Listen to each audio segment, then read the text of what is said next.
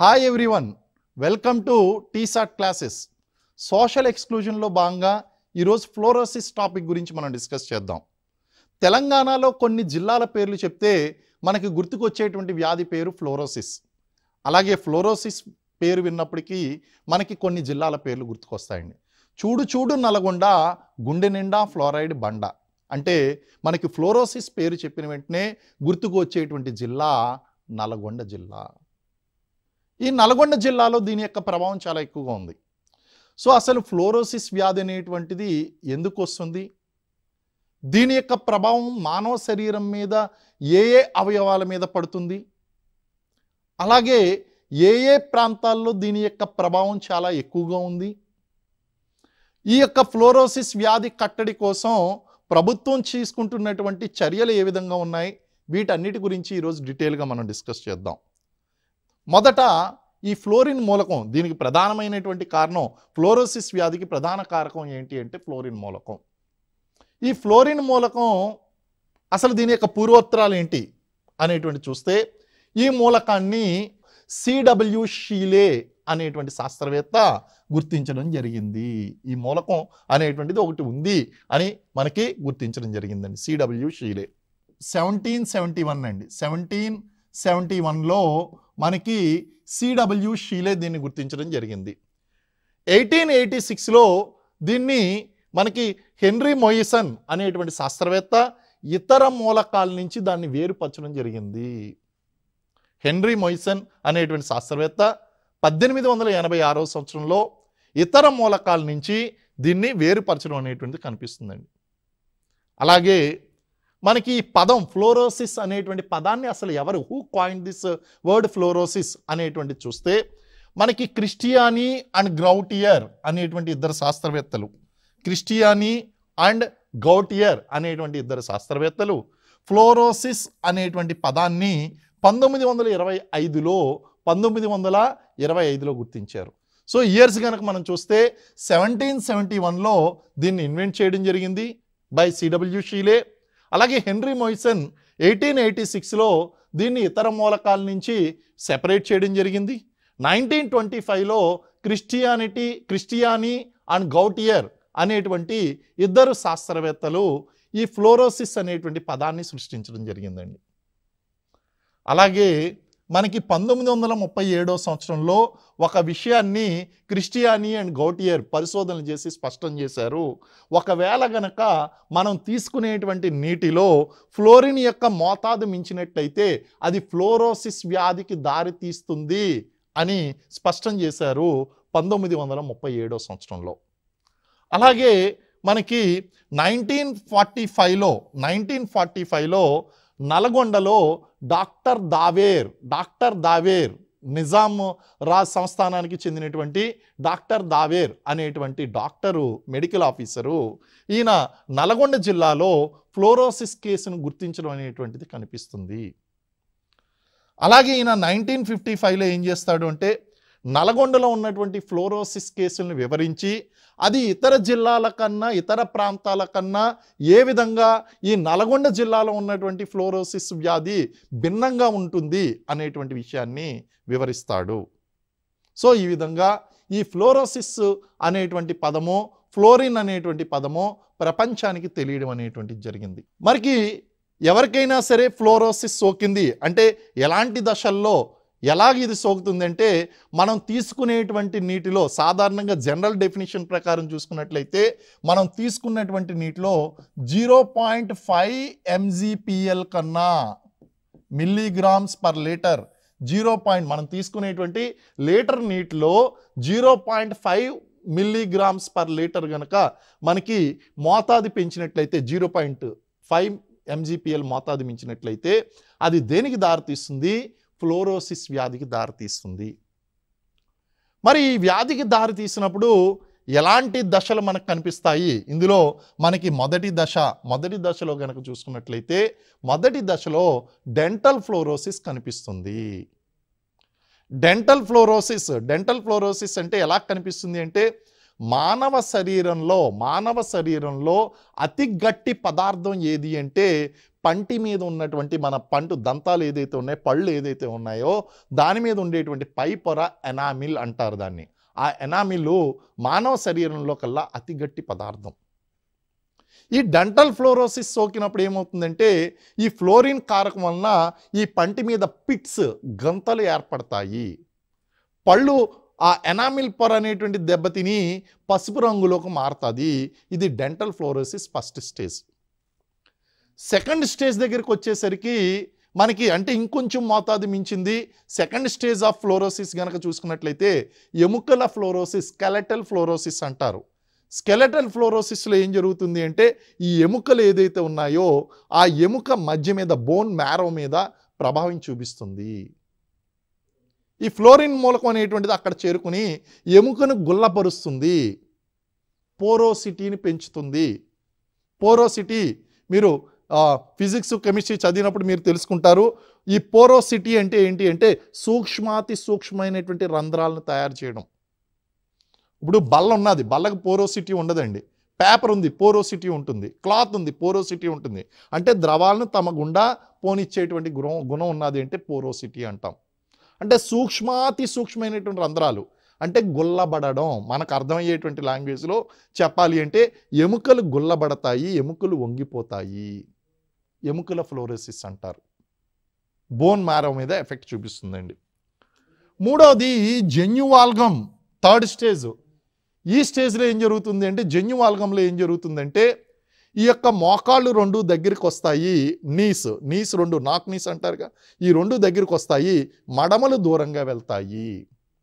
So కాళ్ళు ఇలా ఉండవలసినవి ఈ నీసు రెండు దగ్గరికి వస్తాయి, మోకాళ్ళు రెండు, మడమలు దూరంగా వెళ్తాయి. కాళ్ళు ఈ షేప్లోకి వస్తాయి అన్నమాట అండి. ఇలాగా ఈ షేప్లోకి వస్తాయి. ఇవి నీ ఏమో దగ్గరికి వస్తుంది. ఇక్కడ కింద ఫీట్ ఏదైతే ఉందో మీ యొక్క మడమలు, కాలి మడమలు దూరంగా వెళ్ళిపోతాయి. దాన్ని జన్యువాల్గం అంటాం. కారణం ఏంటి అంటే ఎముకల మీద ప్రభావం చూపిస్తుంది, కాలి ఎముకల మీద ఉండి వంగిపోవడం అనేటువంటి జరుగుతుంది. ఫైనల్ స్టేజ్ అండి, very dangerous stage, neurological fluorosis. Neurological fluorosis అనేటువంటిది ఎలా ఏర్పడుతుంది అంటే ఈ వెన్నుముక నుంచి మెదడుకు కనెక్ట్ అయ్యేటువంటి నరాలు నొక్కుకుపోతాయి. ఈ వెన్నుముక ఏదైతే ఉందో ఈ వెన్నుముక నుంచి మెదడికి కనెక్టివిషన్ ఉంటుంది. ఇక్కడ చిన్న మెదడు ఉంటుంది, మెడుల్లా అబ్లాంగేటా అంటాం. దాన్ని ఏమంటాం? Medulla oblongata. చూసుకోండి ఇక్కడ రాస్తున్నాను, మెడుల్లా అబ్లాంగేటా. దీన్ని చిన్న మెదడు అని కూడా అంటాం. ఈ మెడుల్లా అబ్లాంగేటాకి మనకి వెన్నుముక నుంచి నరాలు కనెక్ట్ అయి ఉంటాయి. కానీ ఈ నడుము వంగిపోవడం వలన, వెన్నుముక వంగిపోవడం వలన ఈ నరాలు అనేటువంటివి నొక్కుకుపోయి ప్యారలైజ్ అవుతాడు వ్యక్తి, పక్షవాతానికి గురవుతాడు. దీన్నే న్యూరలాజికల్ ఫ్లోరోసిస్ అంటారు. సో ఇది సాధారణమైనటువంటి వ్యాధి కాదు. ఇది పంటి మీద ప్రభావం స్టార్ట్ చేయడంతో తీవ్రం అయ్యింది అంటే న్యూరలాజికల్ జన్యువాల్గం దాకా వెళ్తుంది. వెరీ డేంజరస్ డిసీజ్ అండి. అయితే మనకి international drinking water standards, WHO world health organisation వాళ్ళు 1971లో ఒక నివేదికను విడుదల చేశారు. ఎందుకంటే ఫ్లోరిన్ అనేటువంటిది నీటిలో సర్వసాధారణంగా కరిగిపోయేటువంటిది. అయితే అది ఎంత మోతాదులో ఉండాలి అనేటువంటిది కనుక మనం చూసినట్లయితే ఈ గాఢత MgPL అండి, మిల్లీగ్రామ్స్ పర్ లీటరు, 0.5% కంటే తక్కువగా ఉన్నట్లయినా దంత సమస్యలు వస్తాయి. దంతాలు ఆరోగ్యంగా ఉండాలి అంటే 0.5 నుంచి 1.5 MgPL వరకు ఉండాలి. అది పిప్పి పళ్ళను కూడా నివారిస్తుంది అని చెప్పేసి చెప్పడం జరిగింది. అయితే ఎప్పుడైతే 1.5 MgPL నుంచి 4 MgPL వరకు వచ్చిందో అది డెంటల్ ఫ్లోరోసిస్కి దారితీస్తుంది. అయితే మనం జనరల్ డెఫినేషన్ ఇందాక మనం చెప్పుకున్నాం అండి, ICMR వారు ఇచ్చినటువంటి నిర్వచనం ప్రకారము 0.5 MgPL అని ఇందాక చెప్పుకున్నాం. అది ICMR వారు ఇచ్చినటువంటి డెఫినేషన్. కానీ international drinking water standards WHO వారు ఇచ్చినటువంటిది కనుక చూసుకున్నట్లయితే 1.5 MgPL, 1.5 MgPL కన్నా మోతాదు పెంచి 4 MgPL వరకు డెంటల్ ఫ్లోరోసిస్కి దారితీస్తుంది. పిట్స్ ఏర్పడతాయి, రంధ్రాలు ఏర్పడతాయి. 4 మిల్లీగ్రామ్స్ నుంచి 10 మిల్లీగ్రామ్స్ వరకు గనక చూసినట్లయితే డెంటల్ ఫ్లోరోసిస్తో పాటు స్కెలిటల్ ఫ్లోరోసిస్ అనేటువంటిది సంభవిస్తుంది. రెండో దశ. ఎప్పుడైతే 10 MZPL కన్నా మించుతుందో అది క్రిప్లింగ్ ఫ్లోరోసిస్కి దారితీస్తుంది. క్రిప్లింగ్ ఫ్లోరోసిస్ అంటే జెన్యువాల్గం, న్యూరలాజికల్ ఫ్లోరోసిస్, ఎముకలు అనేటువంటి వంగిపోవడం, ఇవన్నీ కూడా క్రిప్లింగ్ ఫ్లోరోసిస్గా మనం చెప్తాం. సో ఇవన్నీ కూడా ఇంటర్నేషనల్ డ్రింకింగ్ వాటర్ స్టాండర్డ్స్ వాళ్ళు ఇచ్చినటువంటి నివేదిక 1971లో ఇచ్చినటువంటి నివేదిక ప్రకారం ఈ యొక్క పట్టిక ఇవ్వడం జరిగిందండి. Okay, what are the reasons, కారణాలు ఏంటి అనేటువంటి చూస్తే ద ఫస్ట్ రీజన్ నీటిలో ఉండేటువంటి కాలుష్యపూరితమైనటువంటి నీటిని తీసుకోవడం, అందులోనూ ముఖ్యంగా ఆ కాలుష్యపూరకమైనటువంటి నీటిలో ఫ్లోరిన్ శాతం అనేటువంటిది ఎక్కువగా ఉండడం, నీటిలో ఫ్లోరిన్ శాతము ఎక్కువగా ఉండడం, శుద్ధి చేసినటువంటి జలాలను స్వీకరించకపోవడం అనేటువంటిది ప్రధానమైనటువంటి కారణం. మనం చెప్పుకున్నాం ఒక నివేదిక ప్రకారం 0.5 MZPL మించకూడదు అని చెప్తున్నారు. ఇంటర్నేషనల్ వాటర్ స్టాండర్డ్స్ ప్రకారము 1.5 MZPL కన్నా మించకూడదు అని చెప్తున్నారు. సో ఈ రెండు స్టాండర్డ్స్ కంటే మించినట్లయితే అది మనకి ఫ్లోరోసిస్ వ్యాధికి దారితీస్తుంది. దీంతోపాటు పోషకాహార లోపము మనం చెప్పుకున్నాం. ఇటు డెంటల్ ఫ్లోరోసిస్కి, స్కెలిటల్ ఫ్లోరోసిస్కి, అంటే ఎముకలు దృఢంగా ఉండాలి అంటే కాల్షియం కావాలి. ఈ కాల్షియం లోపం ఉన్నటువంటి ఆహారాలు స్వీకరించడం, పోషకాహారం అనేటువంటిది సంతులిత ఆహారం స్వీకరించకపోవడం వలన ఇలాంటి ప్రభావిత ప్రాంతాల్లో నివసిస్తున్నటువంటి వారికి ఇంకా త్వరగా ఈ వ్యాధిని పడేటువంటి అవకాశం ఉంది. కాబట్టి పోషకాహార లోపం అనేటువంటిది కూడా ఒక ప్రధానమైనటువంటి కారణం. దాంతోపాటు భూమి ఉపరితల జలాలే కాదు, అంతర్భూజలాలు, అంతర్భాగంలో ఉన్నటువంటి జలాలు ఏదైతే ఉన్నాయో అందులో ముఖ్యంగా యురేనియం, స్ట్రాన్షియం లాంటి విష రసాయనాలు ఉండేటువంటి, విషమూలకాలు ఉండేటువంటి ప్రాంతాలు ఏదైతే ఉన్నాయో ఆ ప్రాంతాల్లో ఉన్నటువంటి యురేనియం, స్ట్రాన్షియం ఈ వాటర్తో పాటు కలిసి ఆ నీటిని గనక మనం వినియోగించినట్లయితే అది ఫ్లోరోసిస్ వ్యాధికి దారితీస్తుంది. అందుకే చూడండి, మనకి నల్గొండ జిల్లాలో లంబాపురం, పెదగట్టు ప్రాంతాల్లో యురేనియం కార్పొరేషన్ ఆఫ్ ఇండియా వారు అక్కడ యురేనియం తవ్వకాలు జరుపుతాము అన్నారు. అలాగే నల్లమల్ల అడవుల ప్రాంతంలో కూడా యురేనియం తవ్వకాలు జరుపుతాము అన్నారు. మనం అడ్డుకోవడం జరిగింది సేవ్ నల్లమల్ల ఫారెస్ట్ ఉద్యమంలో భాగంగా. అంటే ఈ ప్రాంతాల్లో మనకి యురేనియం నిల్వలు ఉన్నాయి. ఎప్పుడైతే ఈ యురేనియం నిల్వలు ఉన్నాయో ఆ ప్రాంతంలో ఉన్నటువంటి నీటిలో ఇవి కలిసి కలుషితం అవుతాయి. ఆ నీటిని కనుక స్వీకరించినట్లయితే మనకి ఈ వ్యాధికి గురయ్యేటువంటి అవకాశం ఉందండి. మీరు ఆశ్చర్యపోయేటువంటి ఇంకొక విషయం ఏంటి అంటే మెడిసిన్స్. మనం స్వీకరించేటువంటి మెడిసిన్స్ ఏదైతే ఉన్నాయో, ఔషధాలు ఏదైతే ఉన్నాయో ఆ ఔషధాల్లో ఈ యొక్క ఫ్లోరిన్ మూలకం కనుక ఉన్నట్లయితే అది కూడా మనకి ఫ్లోరోసిస్ వ్యాధికి దారితీస్తుందండి. దాంతోపాటు ఈ స్త్రీలు ఉపయోగించేటువంటి లేదా ఎవరైనా సౌందర్య సాధనాలు ఉపయోగిస్తున్నారు, మేకప్ ఉపయోగించేటువంటి ఆ మేకప్ ఆర్టికల్స్లో కూడా ఫ్లోరిన్ మూలకం అనేటువంటిది ఉంటుంది. అది ఉపయోగించినప్పుడు అది వివిధ కారణాల వలన మన శరీరం లోపలికి గనక ప్రవేశించినట్లయితే, ఈ లిప్స్టిక్ వేసుకుంటారు, లిప్స్టిక్ వేసుకున్నప్పుడు వాళ్ళు గనక దాన్ని లోపలికి గనక వెళ్ళింది అంటే ఆటోమేటిక్గా ఫ్లోరిన్ మూలకం అనేటువంటి శరీరంలోకి ప్రవేశిస్తుంది. అలాగే భూమి లోపల ఉన్నటువంటి రాతి పొరలు, భూమి ఇలా ఉంటుంది, ఇందులో రాతి పొరలు ఉంటాయండి. ఈ రాతి పొరల మధ్య ఇరుక్కున్నటువంటి జలం ఏదైతే ఉందో ఈ జలంలో విపరీతంగా ఈ యొక్క ఫ్లోరిన్ నిల్వలు అనేటువంటివి ఉంటాయి. సో నల్గొండ ప్రాంతం ఏదైతే ఉందో ఆ నల్గొండ ప్రాంతంలో రాతి పొరలు ఉన్నాయి. రెండు రాతి పొరల మధ్యలో ఉన్నటువంటి నీరు ఏదైతే ఉందో ఆ నీటిని కనుక మనం వినియోగించినట్లయితే ఇక్కడ ఫ్లోరిన్ ప్రభావం ఎక్కువగా ఉంటుంది. దీంతోపాటు వర్షాభావ పరిస్థితి, దీర్ఘకాలికంగా వర్షాలు పడకపోయినట్లయితే అంతర్భూజలాలు అనేటువంటి అడుగంటుతాయి. వాటిలో గాఢత అనేటువంటిది పెరుగుతుంది. గాఢత పెరిగినప్పుడు ఫ్లోరిన్ శాతం పెరిగేటువంటి అవకాశం ఉంది. ఇలాంటి కారణాల వలన మనకి ఫ్లోరోసిస్ అనేటువంటిది సంభవిస్తుందండి. మరి తెలంగాణలో ఉన్నటువంటి ఏ ప్రాంతాల్లో ఈ ఫ్లోరోసిస్ అనేటువంటిది ఎక్కువగా కనిపిస్తుంది అనేటువంటి చూస్తే నల్గొండ ఫస్ట్ గుర్తొచ్చేటువంటిది.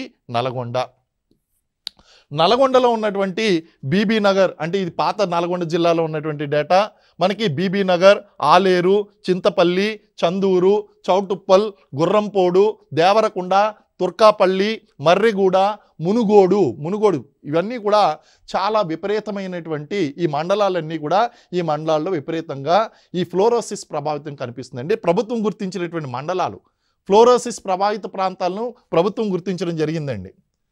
అలాగే మనకి నాంపల్లి అంటే నల్గొండలో ఉన్నటువంటి నాంపల్లి, నార్కెట్పల్లి, నారాయణపూర్, యాదగిరిగుట్ట, వలిగొండ, అలాగే మనకి కొన్ని వాగులు ఉన్నాయి. ఎక్కడ మనకి నల్గొండ జిల్లాలో కొన్ని వాగులు ఉన్నాయి.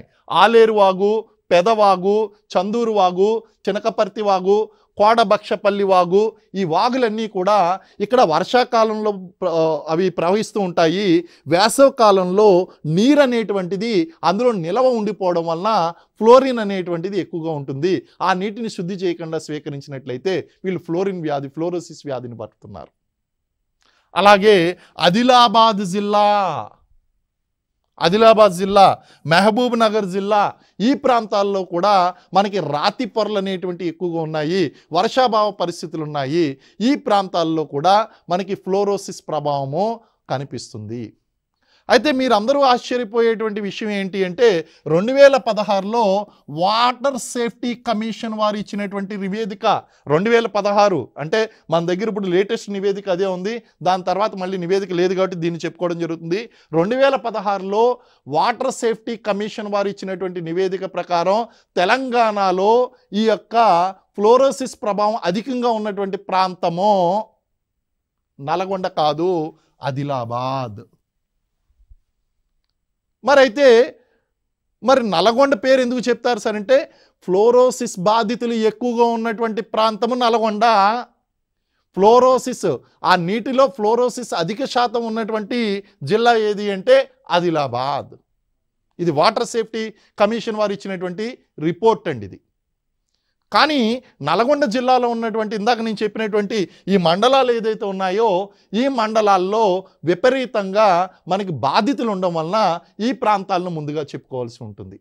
ఒక్క నల్గొండ జిల్లానే కాదు, మనకి రాజస్థాన్లోనూ, మహారాష్ట్ర ప్రాంతంలోనూ, ఆంధ్రాలో ఉన్నటువంటి శ్రీకాకుళం, విజయనగర ప్రాంతంలోనూ, ప్రకాశం జిల్లాలోనూ, ఈ జిల్లాల్లో కూడా మనకి ఈ యొక్క ఫ్లోరోసిస్ ప్రభావం అనేటువంటిది విపరీతంగా కనిపిస్తుందండి.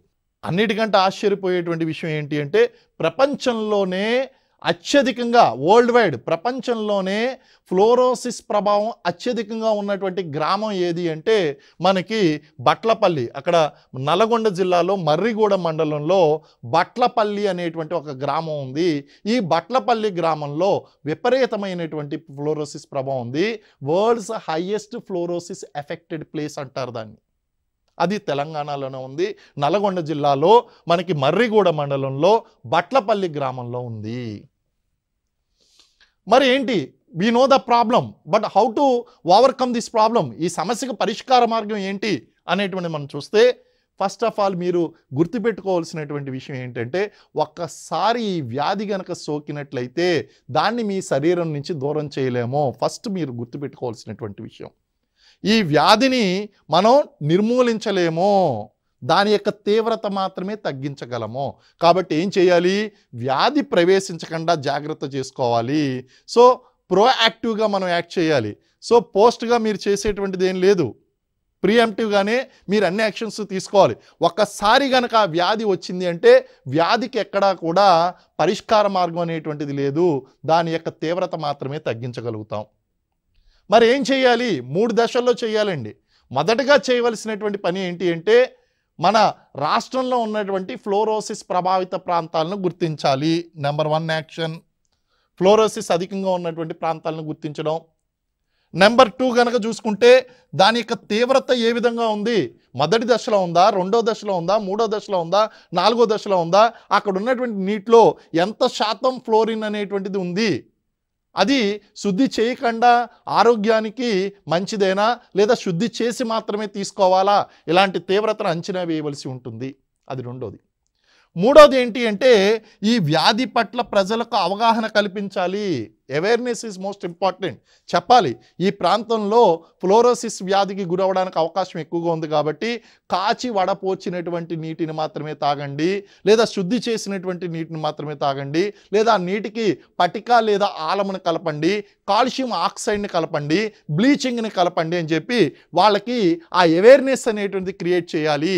ఆ అవేర్నెస్ని క్రియేట్ చేయడం ద్వారా ఈ యొక్క వ్యాధిని మనం కంట్రోల్ చేయవచ్చు, రాకుండా చూసుకోవచ్చండి. ఒకసారి వచ్చింది అంటే కనుక దాని యొక్క తీవ్రతను మొదటి దశ నుంచి రెండో దశకు చేరుకోకుండా, రెండో దశ నుంచి మూడో దశకు చేరుకోకుండా మెడికల్ మేనేజ్మెంట్ అనేటువంటి చేయవలసి ఉంటుంది.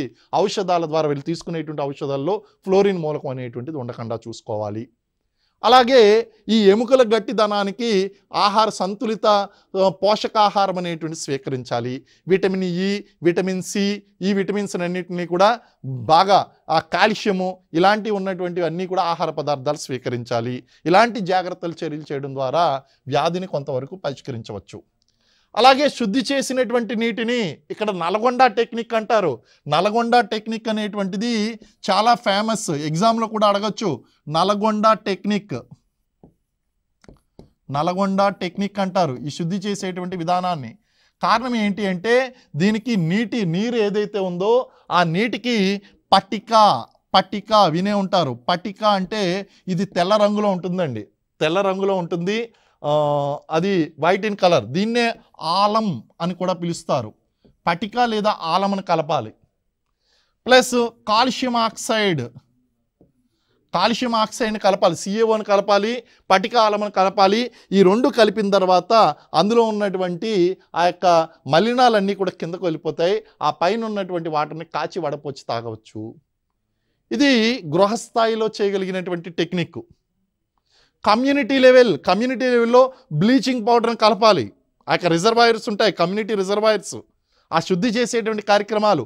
అందులో డీఫ్లోరైడేషన్ ప్లాంట్లు పెట్టడము, లేకపోతే అక్కడ బ్లీచింగ్ పౌడర్ అనేటువంటిది కలపడము, ఇలాంటివి చేసి ఆ నీటిని శుద్ధి చేయాలి. ఫ్లోరిన్ యొక్క ప్రభావితాన్ని తగ్గించాలి. అదేవిధంగా త్రాగునీరు శుద్ధిగా ఉండాలి.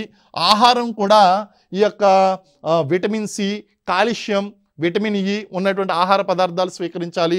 పౌష్టికాహారాన్ని తీసుకోవాలి. కాల్షియం, విటమిన్ ఇ ఎక్కువగా ఉండేటట్టు చూసుకోవాలి. ఇవన్నీ కూడా పరిష్కార మార్గాలుగా చెప్తామండి.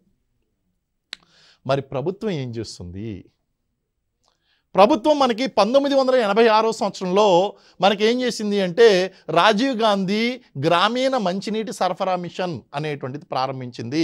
1986లో Rajiv Gandhi rural drinking water mission అనేటువంటిది మనకి స్టార్ట్ చేయడం జరిగిందండి. దీని ద్వారా శుద్ధి చేసినటువంటి నీటిని ఇంటింటికి సరఫరా చేయడం ప్రారంభించారు. అలాగే మనకి జలహారం ప్రాజెక్టు తెలంగాణ ప్రభుత్వం వచ్చిన తర్వాత మనకి జలహారం ప్రాజెక్టులు కొనసాగించాం.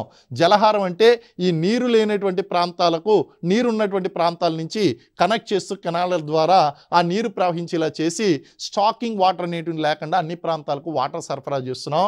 జలహారం ప్రాజెక్టు ద్వారా కూడా మనకి ఈ ఫ్లోరిన్ ప్రభావం అనేటువంటి తగ్గించగలుగుతున్నామండి.